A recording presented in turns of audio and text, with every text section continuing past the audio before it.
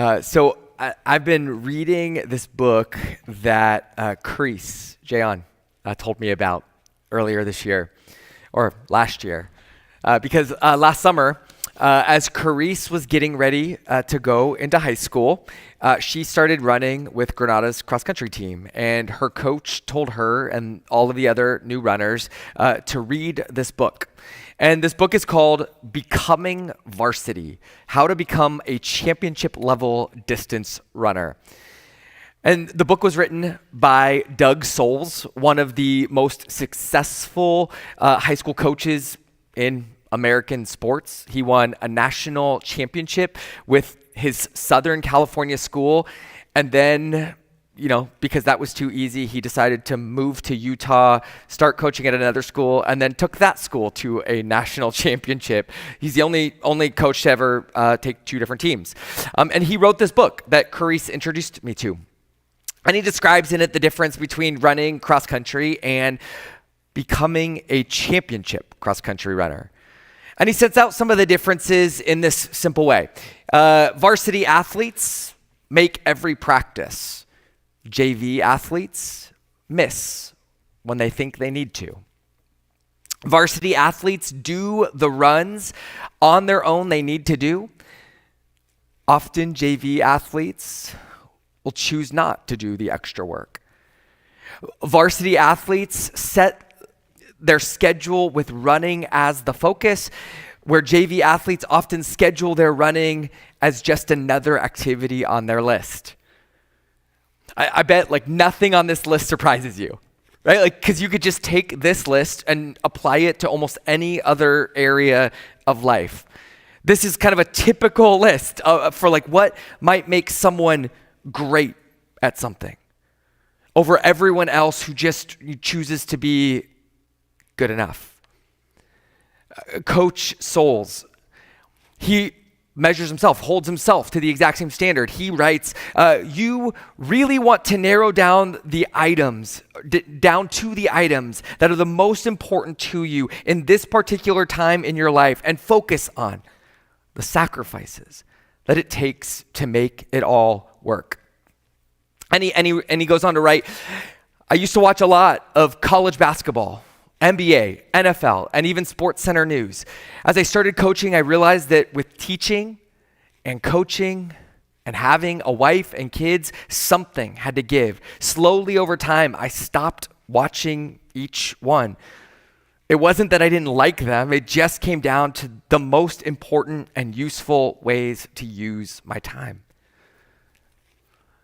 What things do you do that take up some of your time that you can live without, he asks. And Souls presses a little bit further. Which ones are the must-haves? And then he shifts back from himself to his athletes, and he gets really specific about what separates high school athletes, right? They want to do cross country or track, but they don't want to give up their rec soccer team or their in choir or band and have to miss concerts or practices with those groups. And here's where he kind of lands the plane, brings it home. You can do it all and be JV. But if you really want to make it as a varsity athlete, you must limit the conflicts pulling at you and focus on what you want to be good at. Reading this book is really funny in a practical way, because track season just started for me this last week, and I have 3 runners on the team who on the first day asked if they can miss practices for theater. I've got 5 who are missing for other sports, and I've got a few more who are trying to split time between the distance events and the other track events. And all of these runners are pretty good, but as long as their loyalties are divided, right, they'll never be great runners. And that's actually totally okay, because nobody says they have to be. Life isn't about being a great runner.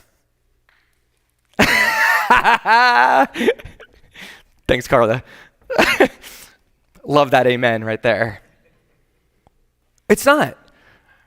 Which then begs the question, what is life about? And what sacrifices are worth making? to enjoy that life. If you were wondering where I was going with all this running talk, right? Like here it is. Yahweh, the God of Abraham, tells Abraham to offer as a burnt offering his son, Isaac, his son whom he loves. Genesis 22 tells us after these things, God tested Abraham. The story we just heard, Pete and Lacey read for us. It's the story of a test. Like you might call it the test. Is Abraham all in with this God who has continually revealed himself to him? Is Abraham on the varsity team ready to chase the championship? Or is Abraham still kind of dabbling in the life that God is offering? And this sort of invites us to consider the question, are you all in with God? Ready to win the race that God has set before you? Or are you content with JV, sort of happy to include God as one of your many extracurriculars, an add-on to an already full life? Are you all in, or is God just an add-on? I'll let that question just kind of hang over us during our time. Here's what I want to do over the next kind of few minutes. I want to look at the journey that Abraham has been on up to this point so that we can really consider what this test means for him, not just for Abraham, but for us as well. Then I want to jump forward to Jesus and his followers and notice that Jesus puts his followers to the exact same test, a test that we are given if we then choose to follow him. But then to finish, I want to notice how God puts himself to the exact same test for us. But we'll start with Abraham. Chapter 22 is the perfect bookend to the story that opened in chapter 12. I don't know if you've ever watched a movie or read a book where you just, like the echoes, the ways in which it concludes so perfectly match the way the story began that it just feels so satisfying. But that is happening here. If you know chapter 12, chapter 22, it just feels right. In chapter 12, Yahweh says to Abraham, "Go forth," which is the exact same phrase Yahweh uses toward Abraham again in chapter 22. Go forth. At least that's one English translation. John Goldengay translates this phrase, get yourself. It doesn't matter exactly how you translate it, but there are actually only two places in the Hebrew Bible where this exact phrase appears. This is one of the ways that biblical authors show us that a story has a clear beginning and ending by using the same unique phrase at both ends. And this "go forth" or "get yourself" is bookending the story. In chapter 12, Yahweh wants Abraham to go forth from. And the weight is on what is being left behind. Abraham's country, Abraham's extended family, which is your identity and your people, and then also his immediate family. All of that is to be left so that he could go forth from. He's to leave these behind in order to go to a new place, the land that I will show you. In our passage this morning, the one we just heard, chapter 22, Yahweh says, "Take your son and go to the land on one of the mountains of which I will tell you. Again, God is showing the way. But you can see how these two stories, they parallel each other, but are also slightly different. In chapter 12, Abraham is supposed to give up, to leave behind, to sacrifice everything in order to go to this new place. But we know he doesn't. He can't. He's not able to yet. He takes his nephew Lot with him. And I want to offer you a challenge this week. If you're following along with our reading plan, this next week, you are going to be rereading the first half of Genesis. And as you read along this week, just ask yourself this question. What would have been different in the story of Abraham, in Abraham's story, if Abraham had left Lot behind? So just consider what would have been different in Abraham's story if he had left Lot behind. It's really interesting. Because the story of Abraham, it reveals two ultimate commitments that Abraham holds. Two loves, two values that are firmly established in his heart.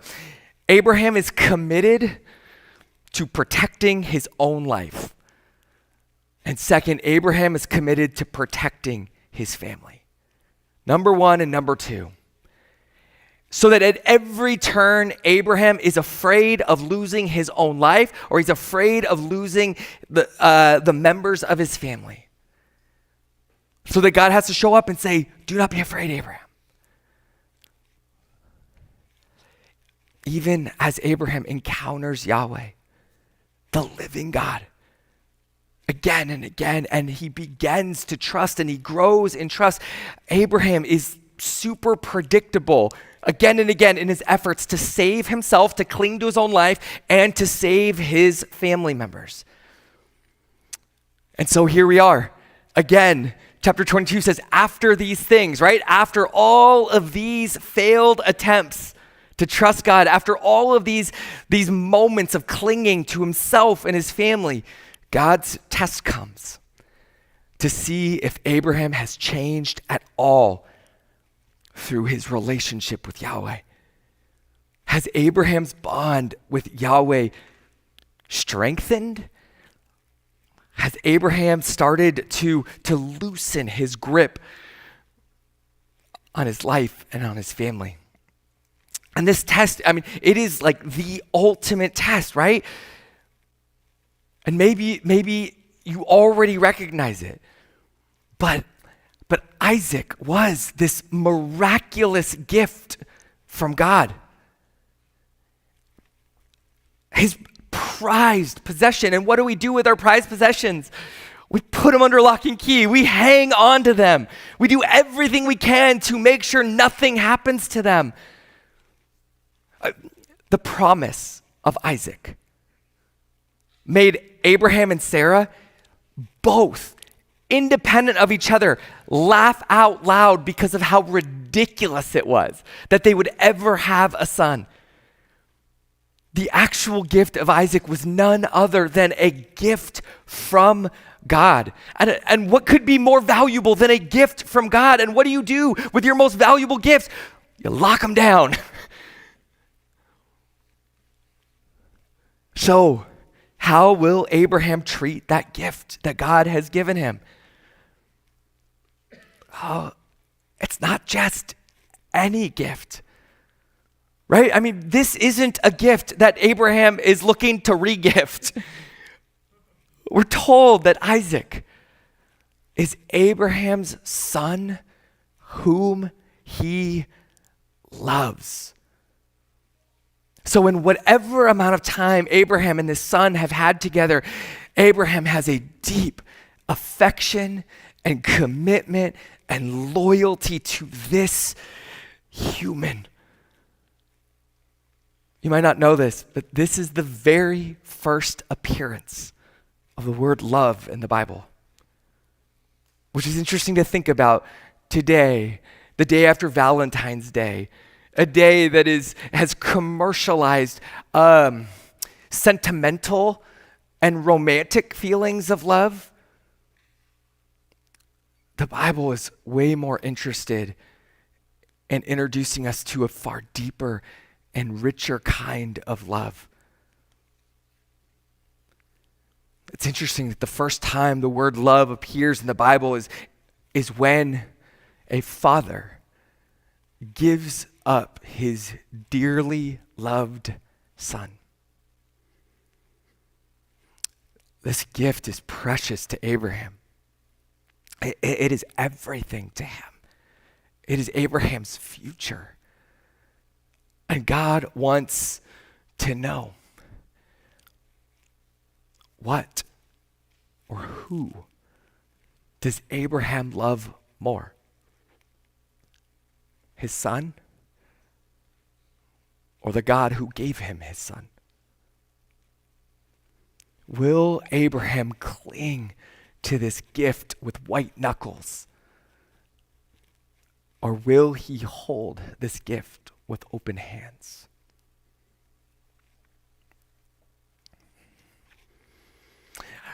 It shouldn't surprise us that Abraham isn't alone in the intensity of his commitment to his loved family. It seems as if not much changes for Abraham's descendants through the centuries. And it's not just Abraham's descendants, but more than 1,500 years later, Jesus is going to announce, anybody who wants to come and to follow me, come and follow.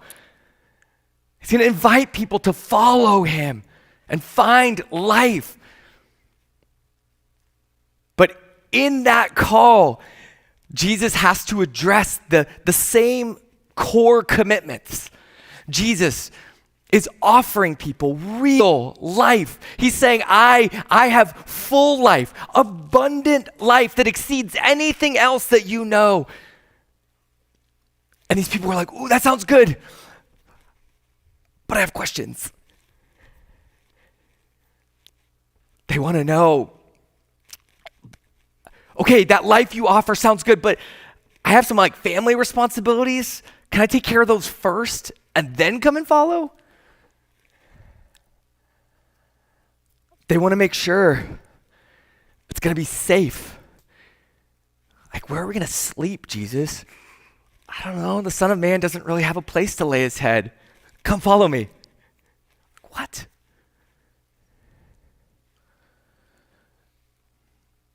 They want to make sure it's safe for themselves and for their families. It's the most human set of desires. But it's at that place where Jesus starts to sound a little bit like Doug Souls, epic cross-country coach. Or you could say Doug Souls sounds like Jesus. But he says, right, you can do it all and be JV. You can have your family commitments. You can take care of yourself. You can do all the things, and you can keep living a fine life. But if you really want to make it as a varsity athlete, you have to limit the conflicts pulling at you and focus on what you want to be good at. Matthew captures Jesus saying this essentially paraphrase. Jesus says, "For I have come to set a man against his father, a daughter against her mother, a daughter-in-law against her mother-in-law, and a person's enemies will be those of his own household. Whoever loves father or mother more than me is not worthy of me. And whoever loves son or daughter more than me is not worthy of me." This is one of those hard teachings of Jesus. Can we just sit with it for a second? It's heavy. But can you also hear Abraham's entire life and journey kind of summed up in these verses. Like Abraham couldn't leave his father behind. Abraham listened to his wife when she pitched a plan that he seemed to know wasn't God's plan. Abraham worried about his nephew Lot. Abraham worried about his first son Ishmael. At every point in Abraham's story, his own household were his enemies. Right? Like they kept him from following Yahweh with a whole heart. They kept him from obeying Yahweh. And Yahweh seemed to know that that would be the case, which is why at the very beginning he says, leave everyone and everything behind and come. But he wasn't ready yet. And I think if Abraham's story reminds us of anything, is that few of us are ever ready when we first hear the call. And there is this lifetime of walking with God where he just shows us who he is and that he is trustworthy and worthy of everything we have. But it's interesting as you look at the results of Abraham's inability to trust and follow Yahweh in all of those years leading up to this test, this moment. The first thing that happens is Abraham he misses out on the life that God has for him. He misses out. And the second thing is, read from Genesis 12 to 22 and notice all of the times that Abraham, the chosen of God, just makes life worse for everyone because of his decisions. God intends him to be a blessing, but instead he is this constant curse to the people around him. When he struggles to follow, he ends up hurting the people around him, including the very family he's trying to protect. And I guess I want to suggest that this is actually still true for us today. And maybe you know this sort of intuitively. That Jesus is inviting us to follow him fully. Jesus is inviting us to give our lives to him entirely and completely, ready. Here I am to go where he leads, to give what he asks, to go as he calls. And we know that this call, this invitation is an invitation to real life, to abundant life. But instead, we so quickly, so easily settle for a good enough life, like the best life that the world can offer, a life built on the wisdom of the world. And so we end up serving ourselves and serving our families instead of serving God. And it often feels like we're doing the right thing by our families and those that we love. But at the heart of this story is a sense of settling, even if we don't know it or quite believe it. That Jesus has invited us into the fullness of life. He tells us how to live it, and he tells us what to do to find it. And like Abraham at the very beginning, like we try to follow while carrying our commitments with us, dragging our families with us. But when Abraham, after decades of hearing God's voice and learning to trust him, when he passes the test, chapter 22, Yahweh says, Abraham, because you have done this and not withheld your son, your only son, I will surely bless you. In your offspring shall all the nations of the earth be blessed because you have obeyed my voice.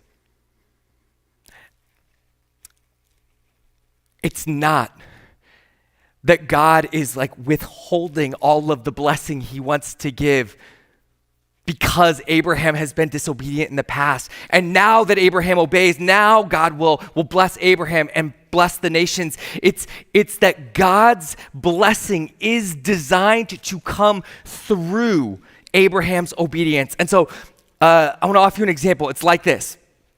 Imagine right now, I give you $1,000. This is clearly imaginary. I do not have $1,000 for any of you, even though I know I gave away like $20 a couple weeks ago. This is different. Imaginary $1,000, right? So I give you $1,000. You know what? Let's just pretend it's real. Open your hands and pretend to receive $1,000 and imagine what you might do with it as it's laid in your hands. Where does it go?